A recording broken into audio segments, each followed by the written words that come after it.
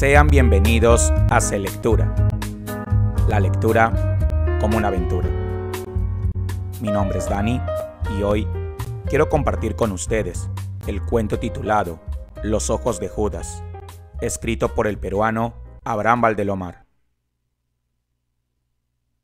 Comienza así. El puerto de Pisco aparece en mis recuerdos como una mansísima aldea, cuya belleza serena y extraña acrecentaba el mar. Tenía 3 plazas. Una, la principal, enarenada, con una suerte de pequeño malecón, barandado de madera, frente al cual se detenía el carro que hacía viajes al pueblo. Otra, la desolada plazoleta donde estaba mi casa, que tenía por el lado de oriente una valla de toñuces, y la tercera, al sur de la población, en la que había de realizarse esta tragedia de mis primeros años.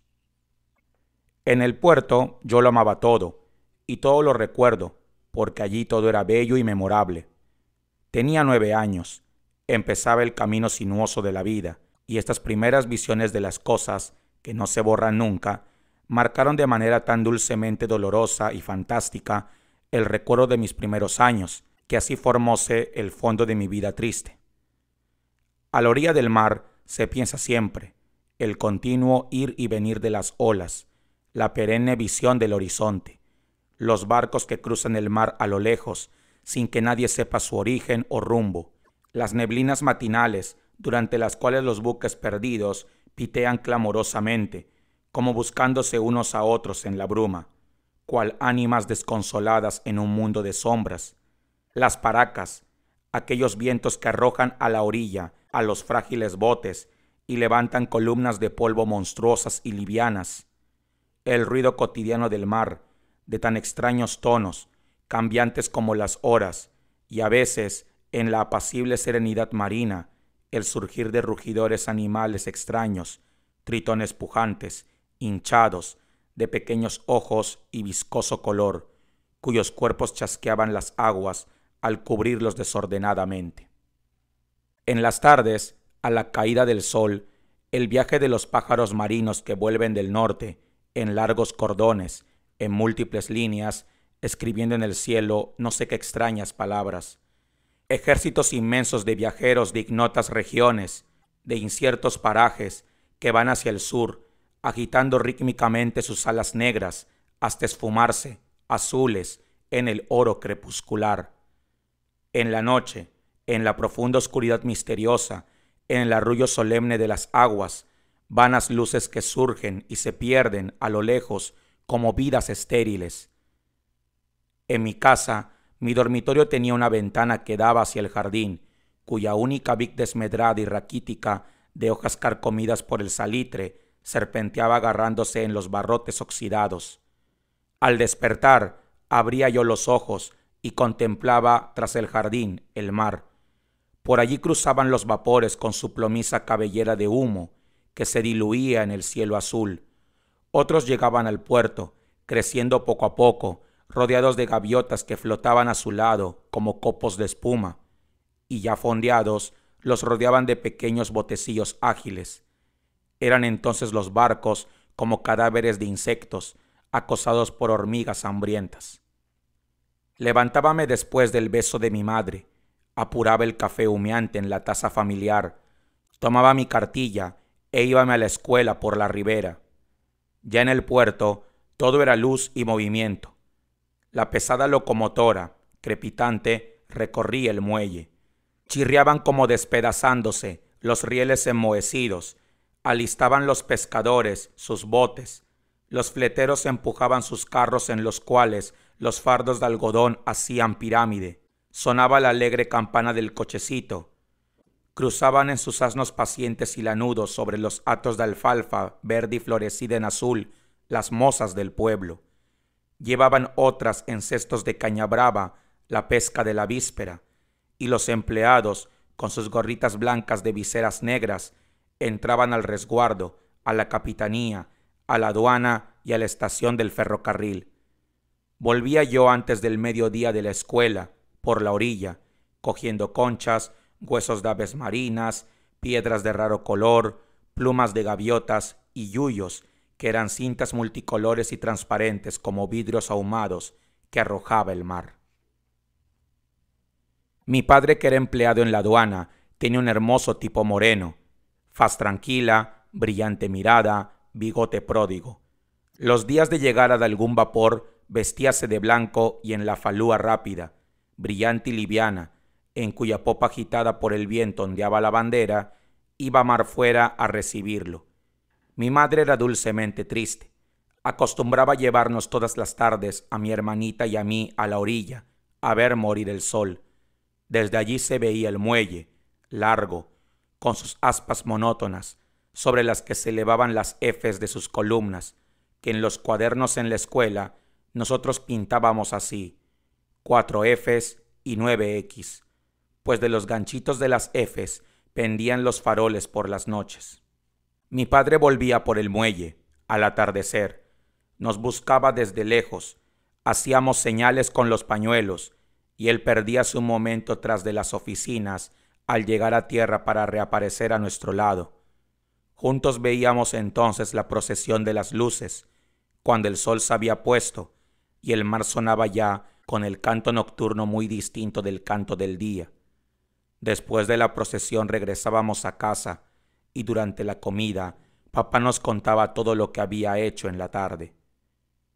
Aquel día, como de costumbre, habíamos ido a ver la caída del sol y esperar a papá. Mientras mi madre sobre la orilla contemplaba silenciosa el horizonte, nosotros jugábamos a su lado, con los zapatos enarenados, fabricando fortalezas de arena y piedras que destruían las olas al desmayarse junto a sus muros, dejando entre ellos su blanquísima espuma. Lentamente caía la tarde. De pronto, mamá descubrió un punto en el lejano límite del mar. ¿Ven ustedes?, nos dijo preocupada. ¿No parece un barco? Sí, mamá, respondí. Parece un barco. ¿Vendrá papá?, interrogó mi hermana. Él no comerá hoy con nosotros seguramente, agregó mi madre. Tendrá que recibir ese barco. Vendrá de noche. El mar está muy bravo. Y suspiró entristecida. El sol se ahogó en sangre en el horizonte. El barco se divisó perfectamente recortado en el fondo ocre. Sobre el puerto cayó la noche. En silencio emprendimos la vuelta a casa, mientras encendían el faro del muelle y desfilaba la procesión de las luces. Así decíamos a un carro lleno de faroles que salía de la capitanía y era conducido sobre el muelle por un marinero, quien a cada 50 metros se detenía, colocando sobre cada poste un farol hasta llegar al extremo del muelle extendido y lineal. Mas, como esta operación hacíase entrada la noche, solo se veían avanzando sobre el mar las luces, sin que el hombre ni el carro ni el muelle se viesen, lo que daba a ese fanal un aspecto extraño y quimérico en la profunda oscuridad de esas horas. Parecía aquel carro un buque fantasma que flotara sobre las aguas muertas. A cada 50 metros se detenía, y una luz suspendida por invisible mano iba a colgarse en lo alto de un poste invisible.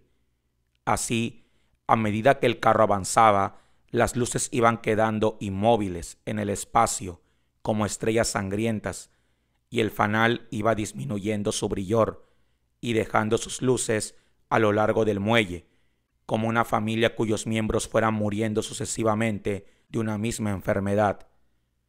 Por fin, la última luz se quedaba oscilando al viento, muy lejos, sobre el mar que rugía en las profundas tinieblas de la noche. Cuando se colgó el último farol, nosotros, cogidos de la mano de mi madre, abandonamos la playa, tornando al hogar. La criada nos puso los delantales blancos. La comida fue en silencio. Mamá no tomó nada, y en el mutismo de esa noche triste, yo veía que mamá no quitaba la vista del lugar que debía ocupar mi padre, que estaba intacto con su servilleta doblada en el aro, su cubierto reluciente y su invertida copa. todo inmóvil. Solo se oía el chocar de los cubiertos con los platos o los pasos apagados de la sirvienta, o el rumor que producía el viento al doblar los árboles del jardín. Mamá solo dijo 2 veces con su voz dulce y triste: «Niño, no se toma así la cuchara. Niña, no se come tan deprisa». Papá debió volver muy tarde, porque cuando yo desperté en mi cama, sobresaltado al oír una exclamación, sonaron frías, lejanas, las 2 de la madrugada. Yo no oí en detalle la conversación de mis padres, pero no puedo olvidar algunas frases que se me han quedado grabadas profundamente. «¿Quién lo hubiera creído?», decía papá. «Tú conoces a Luisa. Sabes cuán honorable y correcto es su marido». «No es posible, no es posible», respondió mi madre con voz medrosa. «Ojalá no lo fuese. Lo cierto es que Fernando está preso. El juez cogió al niño y amenazó a Luisa con detenerlo si ella no decía la verdad. Y ya ves, la pobre mujer lo ha declarado todo. Dijo que Fernando había venido a Pisco con el exclusivo objeto de perseguir a Kerr, pues había jurado matarlo por una vieja cuestión de honor». «¿Y ella ha delatado a su marido? ¡Qué horrible traición! ¡Qué horrible!».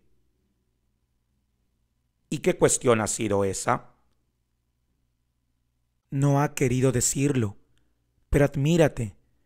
Esto ha ocurrido a las 4 de la tarde. Kerr ha muerto a las 5 a consecuencia de la herida, y cuando trasladaban su cadáver se promovió en la calle un gran tumulto. Oímos gritos y exclamaciones terribles. Fuimos hacia allí y hemos visto a Luisa gritar, mesarse los cabellos y, como loca, llamar a su hijo. ¡Se lo habían robado!». «¿Le han robado a su hijo?». Sentí los sollozos de mi madre. Asustado me cubrí la cabeza con la sábana y me puse a rezar, inconsciente y temeroso, por todos esos desdichados a quienes no conocía. «Dios te salve María, llena eres de gracia, el Señor es contigo, bendita eres». Al día siguiente de mañana trajeron una carta con un margen de luto muy grande y papá salió a la calle vestido de negro. Recuerdo que al salir de la población pasé por la plazuela que está al fin del barrio del Castillo y empecé a alejarme en la curva de la costa hacia San Andrés, entretenido en coger caracoles, plumas y hierbas marinas. Anduve largo rato y pronto me encontré en la mitad del camino. Al norte, el puerto ya lejano de Pisco aparecía envuelto en un vapor vibrante. Veíanse las casas muy pequeñas y los pinos, casi borrados por la distancia, elevábanse apenas. Los barcos del puerto tenían un aspecto de abandono, cual si estuvieran varados por el viento del sur. El muelle parecía entrar apenas en el mar. Recorrí con la mirada la curva de la costa que terminaba en San Andrés. Ante la soledad del paisaje, sentí cierto temor que me detuvo. El mar sonaba apenas. El sol era tibio y acariciador. Un ave marina apareció a lo lejos. La vi venir muy alto, bajo el cielo, sola y serena como un alma. Volaba sin agitar las alas, deslizándose suavemente, arriba, arriba. La seguí con la mirada, alzando la cabeza, y el cielo me pareció abovedado, azul e inmenso, como si fuera más grande y más hondo, y mis ojos la miraran profundamente. El ave se acercaba, volví la cara y vi la campiña tierra adentro, pobre, alargándose en una faja angosta, detrás de la cual comenzaba el desierto vasto, amarillo, monótono, como otro mar de pena y desolación. Una ráfaga ardiente vino de él hacia el mar.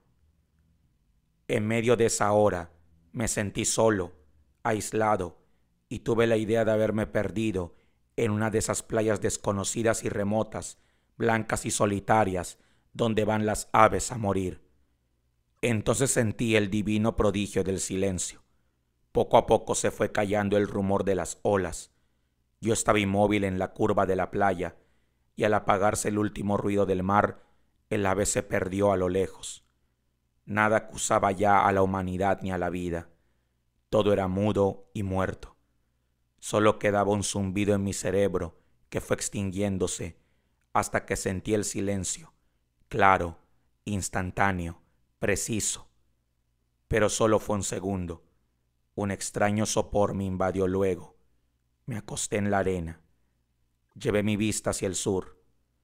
Vi una silueta de mujer que aparecía a lo lejos y mansamente, dulcemente, como una sonrisa, se fue borrando todo, todo, y me quedé dormido. Desperté con la idea de la mujer que había visto venir al dormirme, pero en vano la buscaron mis ojos. No estaba por ninguna parte. Seguramente había dormido mucho, y durante mi sueño, la desconocida, que tenía un vestido blanco, había podido recorrer toda la playa. Observé sin embargo los pasos que venían por la orilla. Menudos rastros de mujer que el mar había borrado en algunos sitios circundaban el lugar donde yo me había dormido y seguían hacia el puerto. Pensativo y medroso no quise avanzar a San Andrés. El sol iba a ponerse ya, y restregándome los ojos, siguiendo los rastros de la desconocida, emprendí la vuelta por la orilla. En algunos puntos, el mar había borrado las huellas. Buscábalas yo, adivinándolas casi, y por fin las veía aparecer sobre la arena húmeda. Recogí una conchita rara, la eché en mi bolsillo, y mi mano tropezó con un extraño objeto. ¿Qué era? Una medalla de la Purísima, de plata, pendiendo de una cadena delgada, larga y fría. Examiné mucho el objeto y me convencí de que alguien lo había puesto en mi bolsillo. Tuve una sospecha. La mujer. Quise arrojarle, pero me detuve. Guardé la medalla y, cavilando en el hallazgo, llegué a casa cuando el sol se ponía. Mi curiosidad hizo que callara y ocultara el objeto, y al día siguiente, martes de Semana Santa a la misma hora, volví. El mar durante la noche había borrado las huellas donde me acostara la víspera, pero aproximadamente elegí un sitio y me recosté. No tardó en aparecer la silueta blanca. Sentí un violento golpe en el corazón y un indecible temor. Y sin embargo, tenía una gran simpatía por la desconocida, que vestida de blanco se acercaba. El miedo me vencía, quería correr y luchaba por quedarme. La mujer se acercaba cada vez más. Me miró desde lejos. Quise irme aún, pero ya era tarde. El miedo y luego la apacible mirada de aquella mujer me lo impedían. Acercóse la señora. Yo, de pie, quitándome la gorra, le dije: «Buenas tardes, señora». «¿Me conoces?» «Mamá me ha dicho que se debe saludar a las personas mayores». La señora me acarició sonriendo tristemente y me preguntó: «¿Te gusta mucho el mar?» «Sí, señora, vengo todas las tardes». «¿Y te quedas dormido?» «¿Usted vino ayer, señora?» «No, pero cuando los niños se quedan dormidos a la orilla del mar y son buenos, viene un ángel y les regala una medalla». «¿A ti te ha regalado el ángel?» Yo sonreí incrédulo. La dama lo comprendió y, conversando, perdido el temor hacia la señora vestida de blanco, cogido de su mano, emprendí la vuelta a la población. Al llegar a la plazuela del castillo, vimos unos hombres que levantaban una especie de torre de cañas. «¿Qué hacen esos hombres?», me preguntó la señora. «Papá nos ha dicho que están preparando el castillo para quemar a Judas el sábado de gloria». «¿A Judas? ¿Quién te ha dicho eso?». y abrió desmesuradamente los ojos. Papá dice que Judas tiene que venir el sábado por la noche, que todos los hombres del pueblo, los marineros, los trabajadores del muelle, los cargadores de la estación, van a quemarlo, porque Judas es muy malo. Papá nos traerá para que lo veamos. ¿Y tú sabes por qué lo queman? Sí, señora.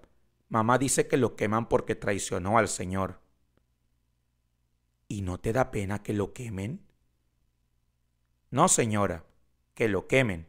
Por él los judíos mataron a nuestro Señor Jesucristo. Si él no lo hubiese vendido, ¿cómo habrían sabido quién eran los judíos? La señora no contestó. Seguimos en silencio hasta la población. Los hombres se quedaron trabajando, y al despedirse, la señora Blanca me dio un beso y me preguntó: Dime, ¿tú no perdonarías a Judas? No, señora Blanca, no lo perdonaría. La dama se marchó por la orilla oscura y yo tomé el camino de mi casa. Después de la comida, me acosté.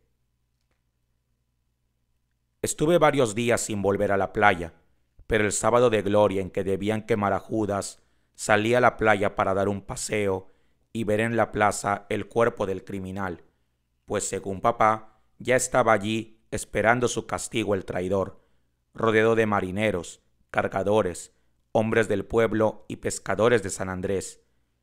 Salí a las 4 de la tarde y me fui caminando por la orilla. Llegué al sitio donde Judas, en medio del pueblo, se elevaba, pero le tenían cubierto con una tela y solo se le veía la cabeza. Tenía 2 ojos enormes, abiertos, iracundos, pero sin pupilas, y la inexpresiva mirada se tendía sobre la inmensidad del mar. Seguí caminando, y al llegar a la mitad de la curva, distinguí a la señora Blanca que venía del lado de San Andrés. Pronto llegó hasta mí. Estaba pálida y me pareció enferma. Sobre su vestido blanco y bajo el sombrero alón, su rostro tenía una palidez de marfil. Era tan blanca. Sus facciones afiladas parecían no tener sangre. Su mirada era húmeda, amorosa y penetrante. Hablamos largo rato. ¿Has visto a Judas? Lo he visto, señora Blanca. ¿Te da miedo? Es horrible. A mí me da mucho miedo. ¿Y ya le has perdonado? No, señora, yo no lo perdono. Dios se resentiría conmigo si lo perdonase. ¿Usted viene esta noche a verlo quemar? Sí. ¿A qué hora? Un poco tarde.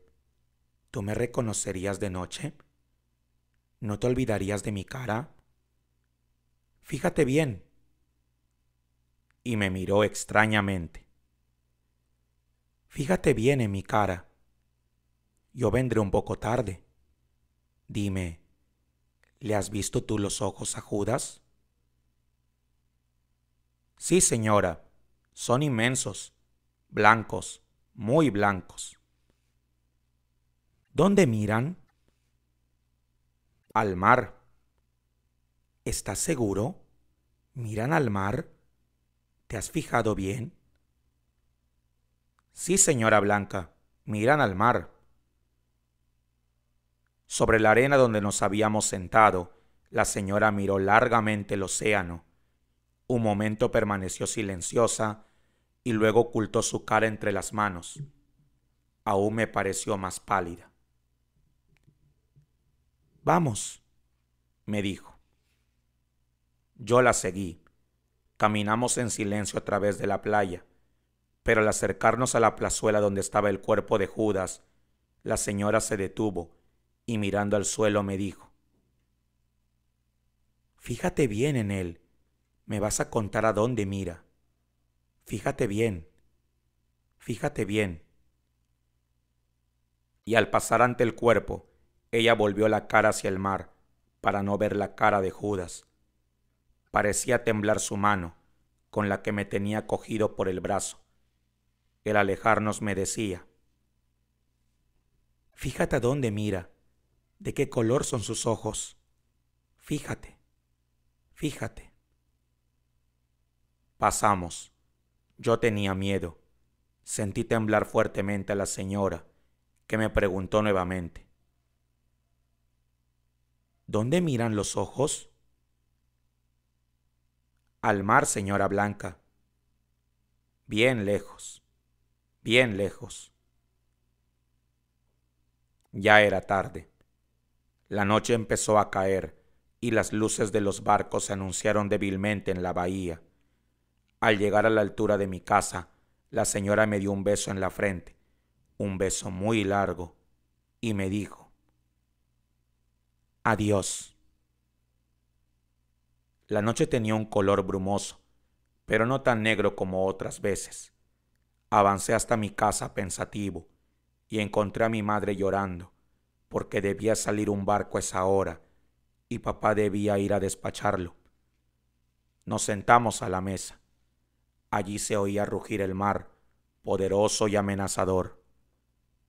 Madre no tomó nada y me atreví a preguntarle: «Mamá, ¿no vamos a ver quemar a Judas?».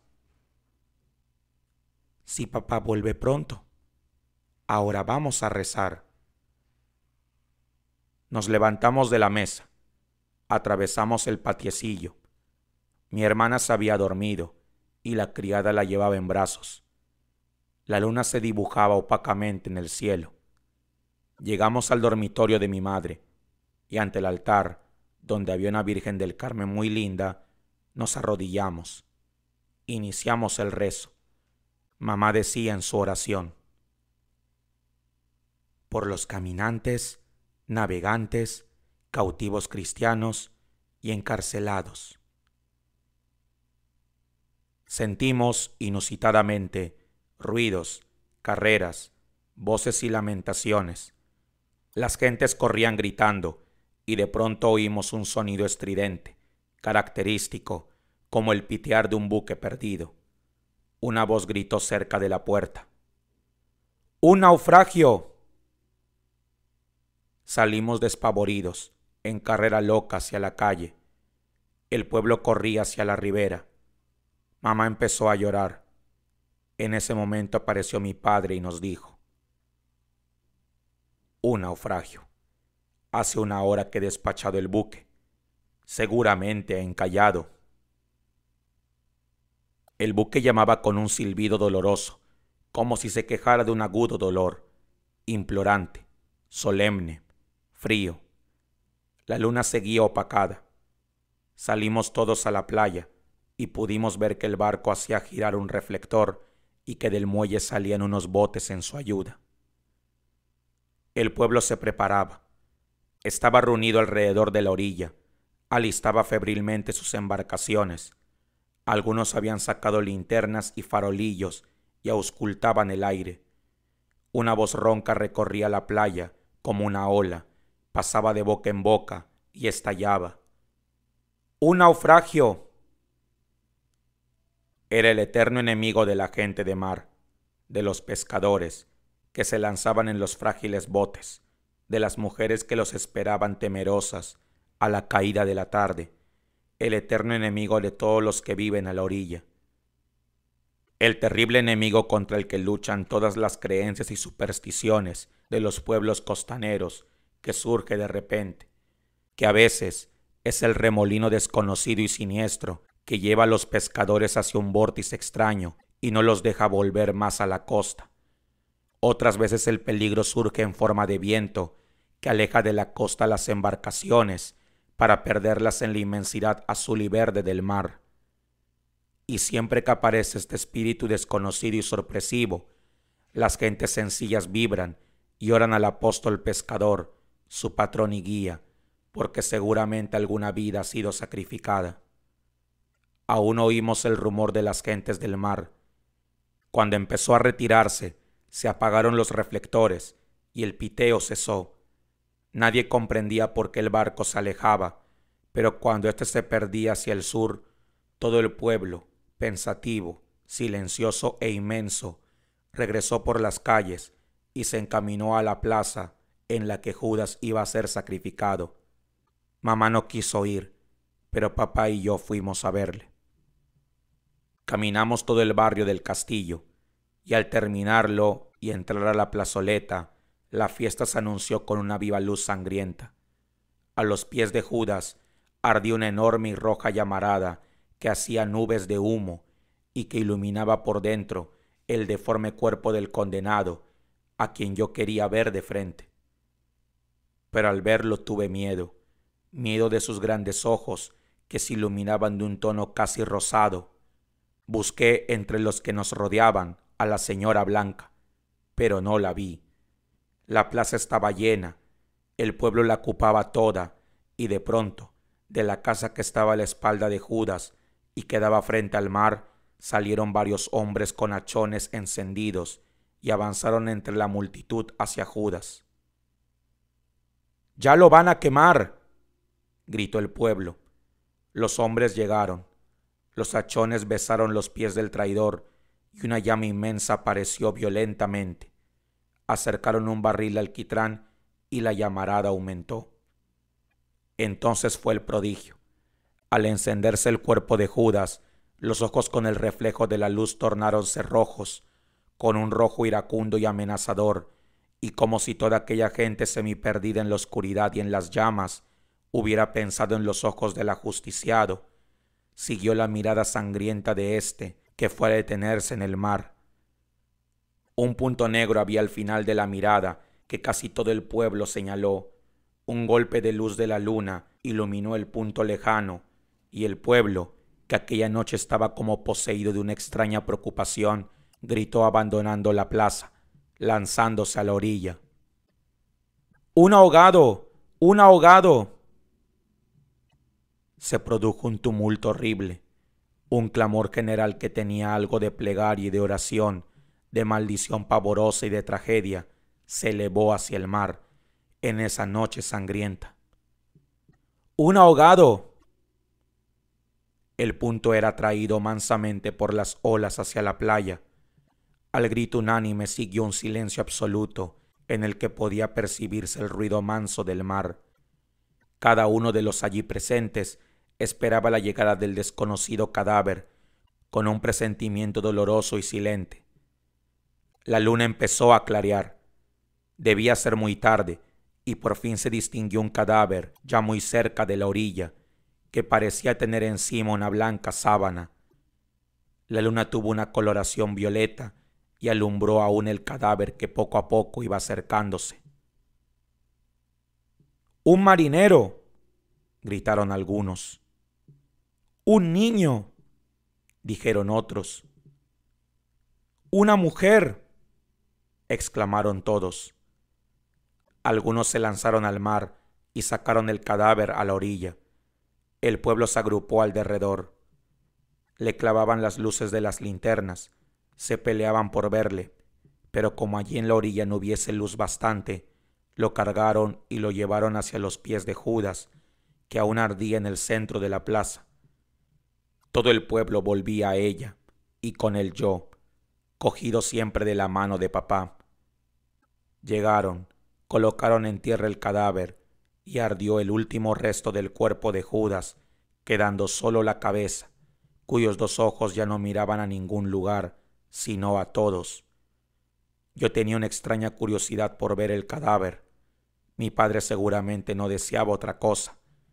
Hizo abrir sitio, y como las gentes de mar lo conocían y respetaban, le hicieron pasar y llegamos hasta él. Vi un grupo de hombres todos mojados, con la cabeza inclinada, teniendo en la mano sus sombreros, silenciosos, rodeando el cadáver, vestido de blanco, que estaba en el suelo.